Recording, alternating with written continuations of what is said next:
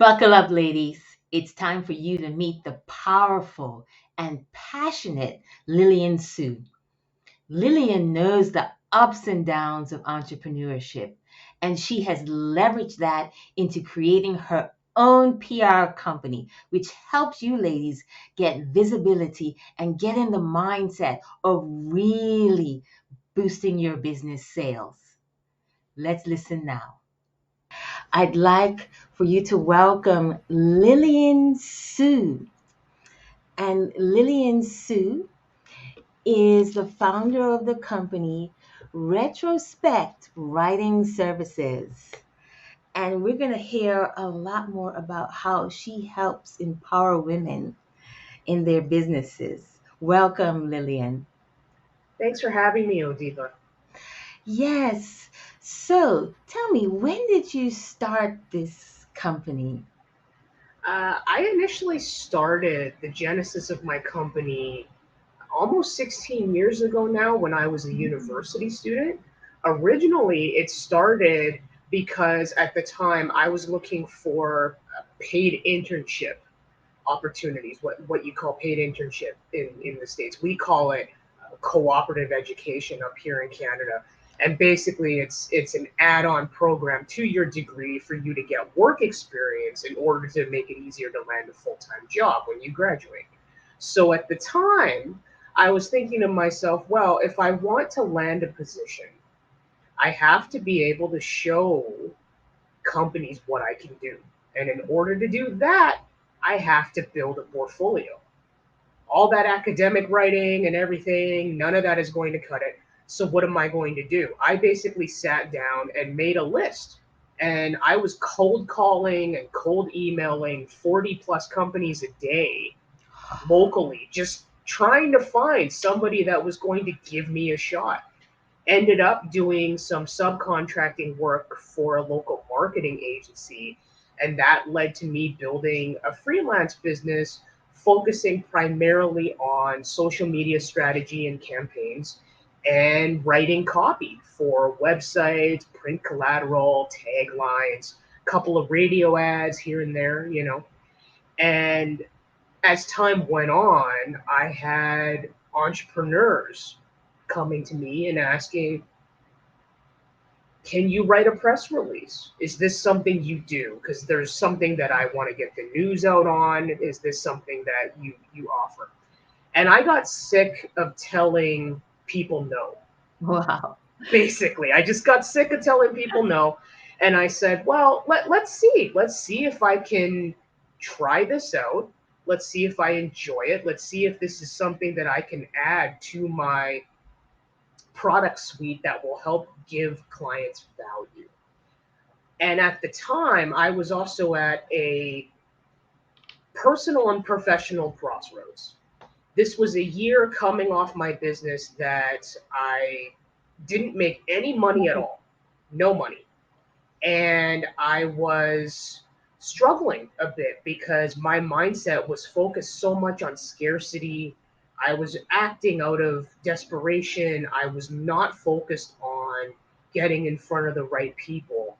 And at the same time, personally, I had just gotten engaged. We were wedding planning and we were moving on top of that. And I'd made no money in my business. So I thought, what is the harm in trying out this new service, pivoting a little bit, taking my business into a different direction to see if I can continue to get in front of the right people, actually find the right people to get in front of. All right. So So so I started I yeah, like I what you said started about getting it in front of the right people because you got mhm, tired of telling people no. So mhm, this tells me that, you had this talent and word was getting out about this talent that you had in the writing mhm. area. And so you developed a business around that and pivoted. And I guess I understand a tough time in your life. Tell us a little bit more about that time in your life. There was a lot of upheaval. I was dealing with a lot mindset wise. I was really struggling with continuing my business. I had a lot of external doubt coming in, questions being asked of me like, are you sure you're still in the right line of work? Have you thought about maybe getting a full-time job just to kind of steady things out? Because, I mean, you are wedding planning, you are moving, you do need the money. And I thought, at the end of the day, when things are going well, I still love what I do. My challenge at the time was trying to figure out how to keep going when things weren't going well. And my answer to that for myself at the time was to explore something different with PR, was to get that education in it for myself, was to learn on the ground from people that were actually doing the work and actually providing value for clients, to see if I could actually make a go of it, to see if I would enjoy it, to see if this was something that I could add to what it is I was already doing that would really give my clients value.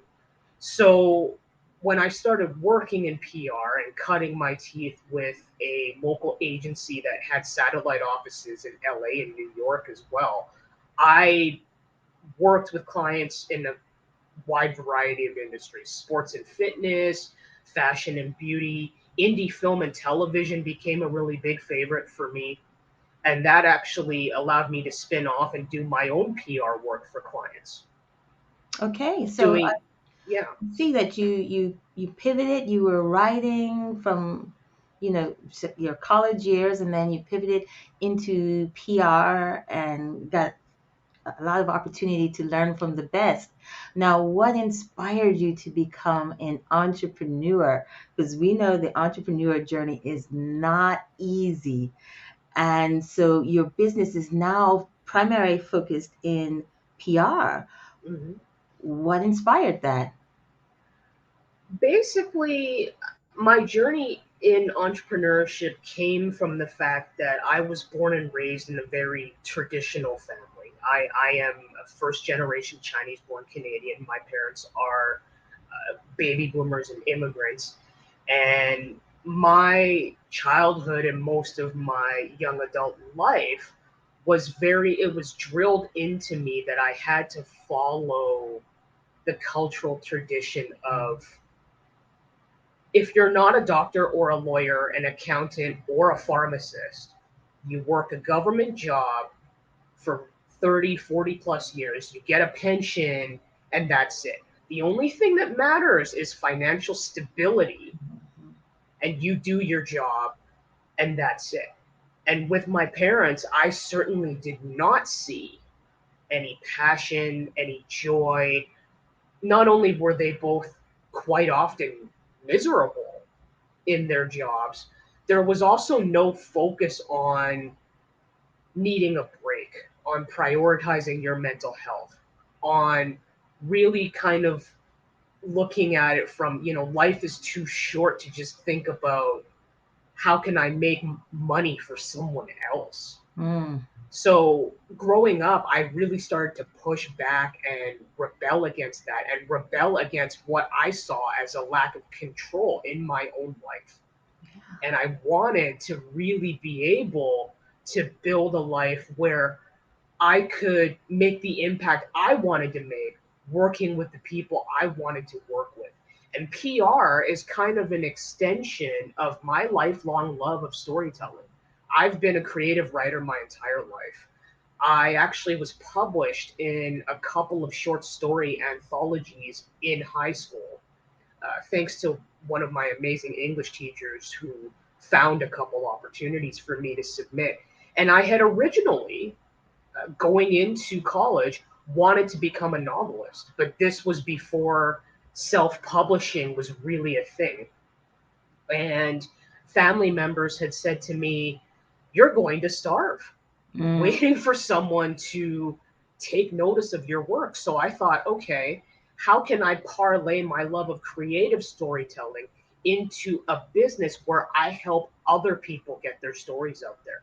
So what I was doing through copywriting and social media strategy, I've been doing with PR now. And one of the things that I had noticed in my work doing a lot of PR campaigns was I kept seeing a lot of clients come to me and the agencies I worked with the same kind of limiting beliefs and unrealistic expectations when it came to marketing and PR. So a lot of the interactions that we had with prospective clients and people that became clients were things like, because they didn't really understand how it all worked and that it was really, the power of it was really focused on the storytelling and the relationship building component. They wanted guarantees. They wanted results and tried to control the results that they were getting the I way, see. they thought you could do, like with advertising, things like Bottom that. line. So that was an unrealistic expectation that we dealt with a lot. With the limiting beliefs for a lot of the women I've worked with and talked to, a lot of fear and anxiety around wasting their time and energy, wasting their money, and also fear and anxiety around getting out there and sharing their stories. Mm. Because as women, and I actually learned this recently, that imposter syndrome was historically coined by men to describe instances when women were being, according to them, hysterical. So I thought, this is something that so many women suffer from that men don't even seem to think about, right? Most of the time. And it's not even anything that we've said or done. It's Ah, something that society coined to pigeonhole us, to make us play small, to make us doubt our own creative abilities, and to make us believe that we're not worthy of getting out there and sharing our stories, and we're not worthy of being heard. So, facing all of that, I said, I have years of this knowledge and experience. I have a lot of entrepreneurs coming to me and saying they would love to work with me, but they can't afford a campaign. mm. What about coaching? What about providing that one on one personalized support and guidance to help women not only build a successful strategy to get out there, but even before that, figure out how to develop a stronger PR mindset by recognizing where is the fear coming from? Where's the Excellent. anxiety and the imposter Excellent. syndrome coming from? Yes, What's yes. the root causes, right? What is triggering that in you? And how can we build healthy coping mechanisms to help you push past that? I That's use, fantastic. I mean, you've touched yeah, on a lot of different topics. There's a lot to unpack there. But what I hear you're saying is you started from humble beginnings. You had to work through another kind of unseen obstacle in the culture that you are raised in, that predominantly you get a job, whether you like it or not, you make sure that, baby boomers make sure that they're providing for their family, for their kids to have a better life, whether or not they even enjoy the life that they have. And then you went into this, I guess, kind of male dominated, I'm assuming, PR environment where they're like, give me the bottom line, give me results, without actually looking at building the relationship or telling the story, which brings on the client loyalty. And then finally, you told me something that I didn't know, that imposter syndrome is a phrase coined by men to label women who they deemed as hysterical. mhm. And so now women are carrying the weight of this label to into their business and feeling, okay, am I worthy? Am I good enough? And now you've got a business that works with that mindset first Mhm. so that they can tell their story. All right, which is very key to also getting visible and really advertising your business, as now more and more women, they are the brand. but to be the brand, they have to get out there. That's fascinating. And tell me about the impact, more about the impact. You touched on it a little bit, but as a woman with multicultural background, what kind of impact do you want to have and relate to other women who have these same struggles? My goal ultimately is to empower and educate women to really gain the confidence to Mhm. learn how to not only make PR work for themselves, but have enough confidence to be able to advocate for themselves and their brands when they go work with other publicists or Mm, PR agencies, right? Because I've heard from others that have said, I did do a campaign and I did get results. I had radio interviews and this other kind of thing. But the problem was they didn't feel comfortable speaking up to the publicist because they believe that that person's the expert. Therefore, they're going to steer the ship. I'm going to stay quiet. mm, And what happened was the results they got were not the results they wanted, and they didn't get in front of the right audience members, the readers, the customers that they wanted to get in front of. And I want to minimize this by teaching women that a lot of what we think, a lot of these what if scenarios, the catastrophizing, we think it because we are scared of the unknown. Like going back to the imposter syndrome, that was something that was coined after the Second World War when all the men came home and basically said, okay, women, we're back now. You don't have to be part of the workforce anymore. And ah, of course, a lot of the women were like, wait a minute, mm, we made good living. We kept things humming over here while you were off fighting. We know what we're doing. We don't need you to provide anymore. hmm. We can actually make our own way, right? And for me, I really want to empower women to recognize that so much of the fear of the unknown and so much of the anxiety comes from what we look at as a loss of control when we put ourselves out there. When we allow ourselves to be vulnerable, when we allow ourselves to make connections with people we don't know, there is that fear of, I'm going to lose control of the narrative. People are going to judge me. People are going to dismiss me. They're going to reject my story. And they're going to see that I don't know what it is that I'm doing or that what I'm talking about. And for me, I really want to empower women to push past that because I lived it myself. I spent a lot of years essentially hiding behind case studies and testimonials because I thought, hey, that shows them what I can do. That should be enough. My work speaks for itself. When in reality, what I do in a lot of ways, Odiva, is almost immaterial because there's so many people that do what I do. What Right. it what it wasn't telling them Ah, was what they can expect when they come to work with me. with Who am you, I? What with is you. my journey? Why does it matter? And I came to the realization that so much of my own fear on getting out there stemmed from a fear of a loss of control. And I wanted control because I grew up Mm, without control. My life was dictated to me. okay. So when I realized that and I made the decision to let go of that need for control and to embrace that freedom with the understanding that the people that will resonate with my message, the people that Mm, believe in my story, the people that find common ground with me will be the ones to respond, that changed the game on everything.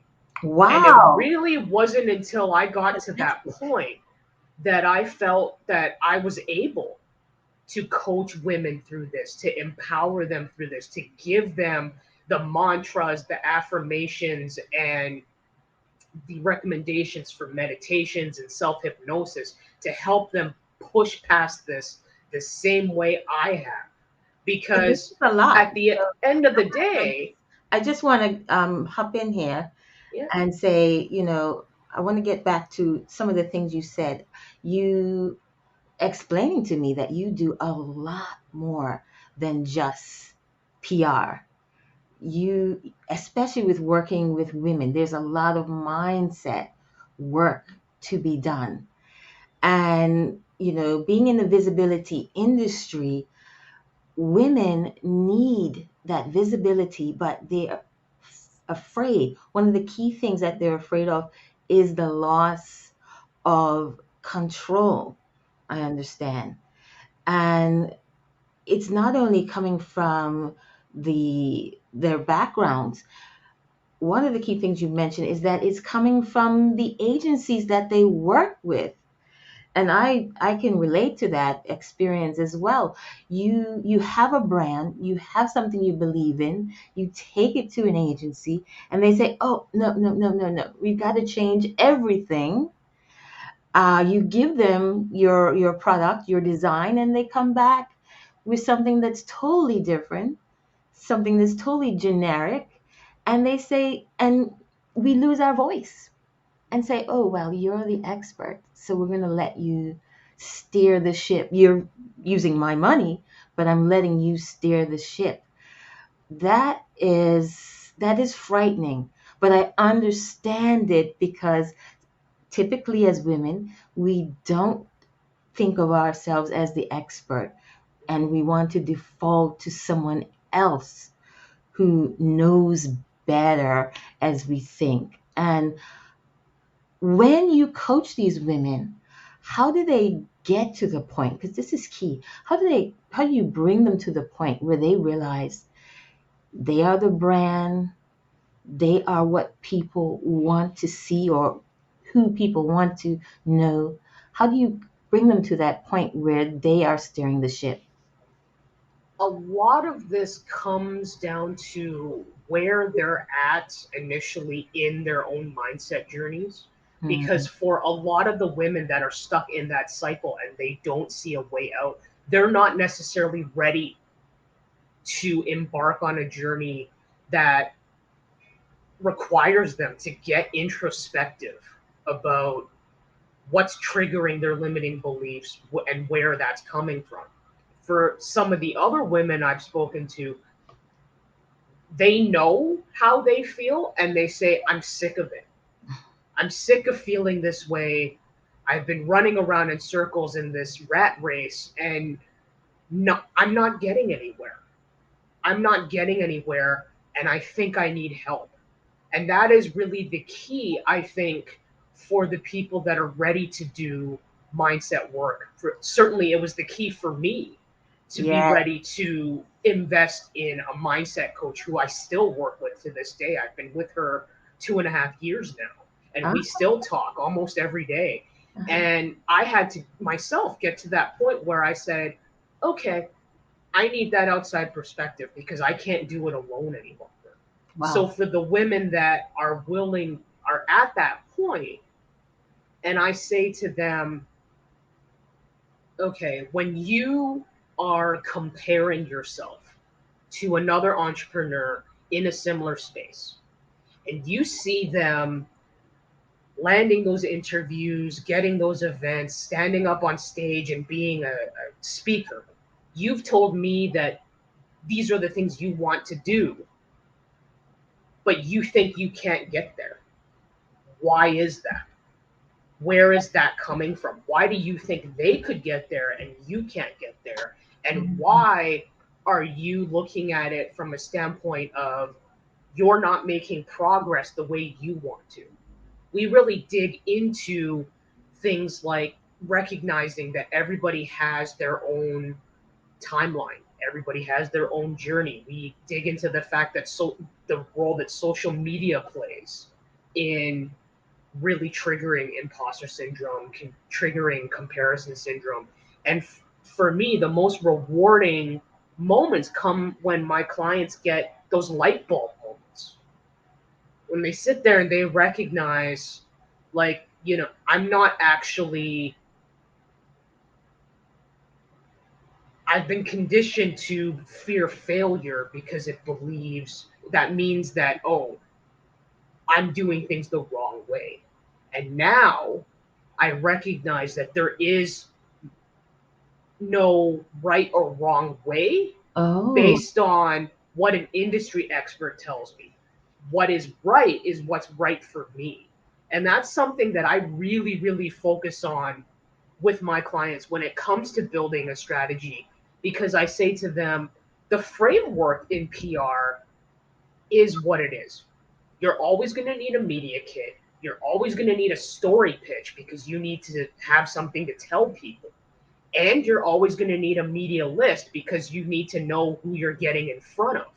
However, how that looks for you and your brand is going to be really different hmm. than it looks for someone else. So, in working with them on their mindset and their strategy, I always say, I'm not offering a one size fits all blanket solution here. That's not what we're doing. What we're doing is focusing on who you are, why your story matters, and where you want to take that story. Let's repeat that again. Who you are, why your story matters, and where you want to take that story. That is it. That is getting visible. That is standing up for yourself. That is being uniquely you. And that's part of, as also my mission with Fempreneur International is to get women to stop comparing themselves to what others are doing and realize that it's your journey that you're on. And I like how you mentioned about failure. If you fail, some people think that you've done it the wrong way. But instead of thinking it wrong, think of it as part of the learning process for the entrepreneur journey, which goes on and on. And those failures, if you want to call them that, will happen so that you can step up to the next level. Mm-hmm. And can you give us, we're going to wrap up now, but can you give us advice for women who are just starting out in their business? Something that you learned along the way. What is a key nugget of wisdom you can share with us? In today's world where there is a lot of noise, particularly on social media, a lot of industry experts Mhm. saying things like you have to show up every single day, 7 days a week, Mhm. several times a day, post videos, all of that kind of thing to make an impact with your audience. And it can get really tempting to follow what someone else says should work.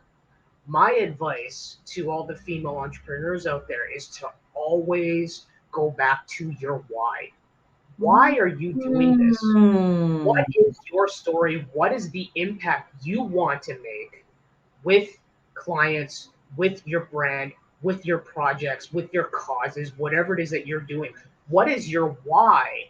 And to support that why, build a business and a structure to your marketing that prioritizes making consistency work for you, because consistency is key to making that impact and to adding value.